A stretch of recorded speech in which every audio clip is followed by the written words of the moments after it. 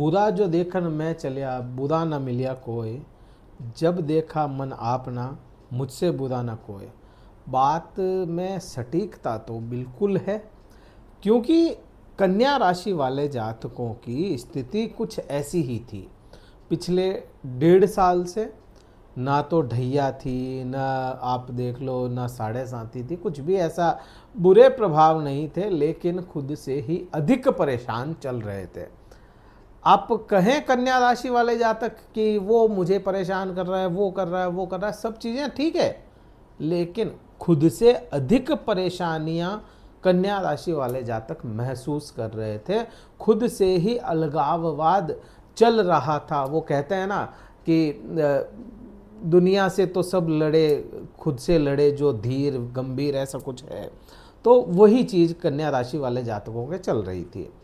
आने वाले समय में राहु ग्रह परिवर्तन कर रहे हैं, और ये राहु का जो परिवर्तन है, ठीक जब राहु परिवर्तन करेंगे उसी समय केतु भी परिवर्तन कर देंगे। और ये जो भी समस्याएं थी, केतु का लग्न में या राशि में गोचर करना ही था जो आपको अधिक परेशान कर रहा था, और वह परेशानियां काफ़ी हद तक कम होने वाली है। लेकिन राहु का जो परिवर्तन हो रहा है, राहु आपको बहुत कुछ अच्छे प्रभाव भी दे देता है। नमस्कार मित्रों, मैं भानुप्रकाश शर्मा, एस्ट्रो भानु शर्मा चैनल में आपका हार्दिक अभिनंदन करता हूँ। बात क्या है? राहु ग्रह की।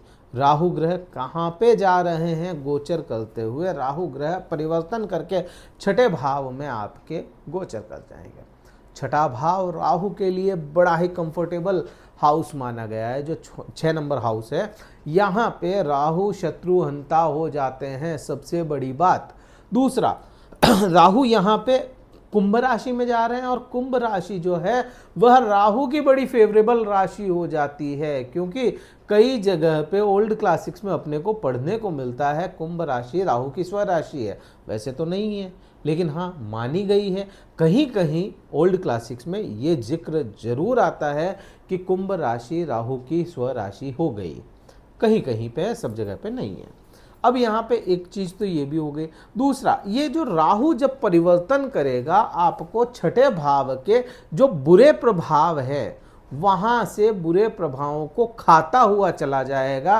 राहु की भूख बड़ी है, और यह जहां बैठता है वहां अगर कंफर्टेबल है तो वहां के बुरे प्रभाव खा जाता है, और जहां बैठता है वहां के, अगर वहां कंफर्टेबल नहीं है तो वहां के अच्छे प्रभावों को खा जाता है। यही राहु का नियम भी बनता है। अब आप चीज एक और देखें, राहु इस कुंभ राशि में जब होंगे तो उस समय ही यहाँ से, क्योंकि राहु 18 तारीख को परिवर्तन कर रहे हैं और 14 तारीख को बृहस्पति ग्रह भी परिवर्तन कर जाएंगे। राहु कन्या राशि के लिए बुरे ग्रह नहीं है। सबसे बड़ी बात, बुरे ग्रह नहीं है। क्यों नहीं है? क्योंकि कन्या राशि या कन्या लग्न का स्वामी जो बुध ग्रह होता है वह परम मित्र होता है राहु का। प्लस बृहस्पति परिवर्तन कर जाएंगे, बृहस्पति भी यहाँ पे बुरे नहीं होंगे, बृहस्पति भी अच्छे भाव को लेकर के बैठेंगे। तो कन्या राशि के लिए राहु और बृहस्पति दोनों अच्छे रिजल्ट लाने वाले ग्रह हैं। और ठीक उसी समय, या कहूँ कि भाई शनि ग्रह ने भी परिवर्तन कर लिया, तो शनि भी बुरी पोजीशन में नहीं है। अपने को सिर्फ और सिर्फ इस वीडियो में अपन राहु की बात करें तो छठे भाव के जो एट्रीब्यूट्स हैं वहाँ पे यह राहु अपने प्रभाव अच्छे करने की कोशिश करेगा। दूसरा, आप एक चीज और देखें, राहु क्या है? अटैचमेंट है। राहु ऑब्जर्वर है, चीजों को ऑब्जर्व करता है फिर सामने ला करके रखता है। अब यहाँ पे जो छठा भाव है यह रोग का भाव है। यहाँ से आप है ना, किसी के भी जीवन के जो रोग होंगे वो देख सकते हैं, किसी भी इंसान के ऋण भी यहीं से देखे जा सकते हैं, और किसी भी इंसान के जो शत्रु होते हैं वो भी यहीं से देखे जाते हैं।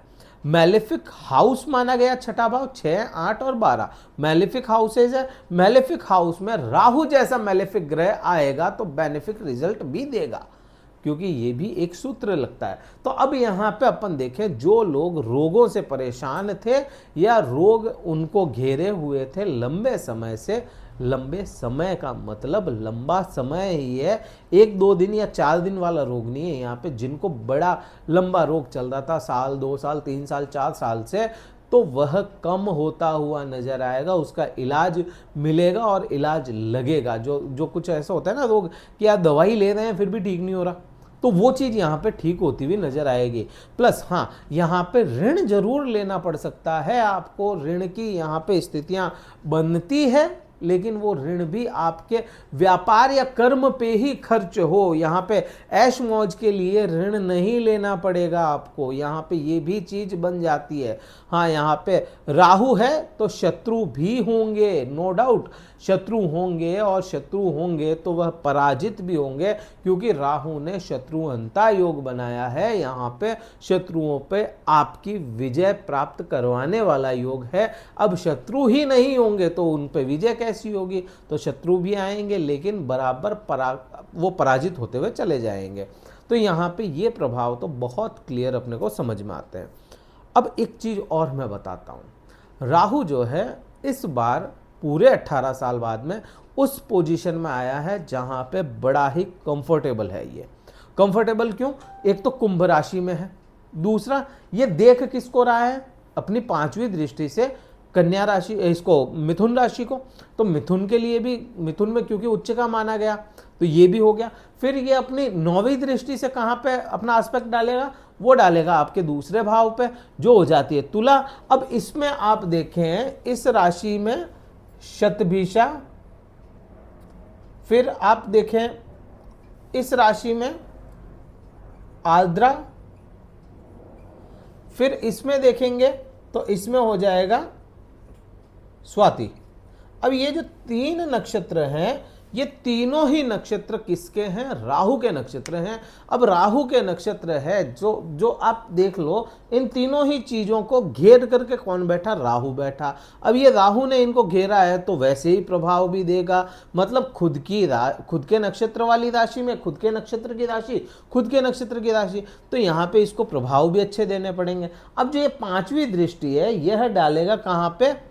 आपके कर्म क्षेत्र पे। अब यहां पे गुरु जैसा ज्ञानी ग्रह बैठा है, तो अब ये ज्ञान भी देगा आपको करियर को लेकर के, कैसे करियर को ठीक करना है और कैसे लोगों की जो राजनीति होती है उससे बच के रहना है, तो वो यहाँ पे बचाने की कोशिश करेगी आपको। तो ये करियर में 4 चांद तो लगाएगा, लेकिन वही 4 चांद के साथ में कैसे उनसे है ना डील करनी वो भी समझाता हुआ चला जाएगा। मान सम्मान की बात करोगे तो मान सम्मान बृहस्पति निरंतर दिलाता हुआ चला जाएगा, क्योंकि बृहस्पति अपनी ठीक राशि के सामने होंगे उस समय में। तो ये समय जो होगा यह ठीक है, काफी हद तक आपको आराम दिलाने वाला होगा।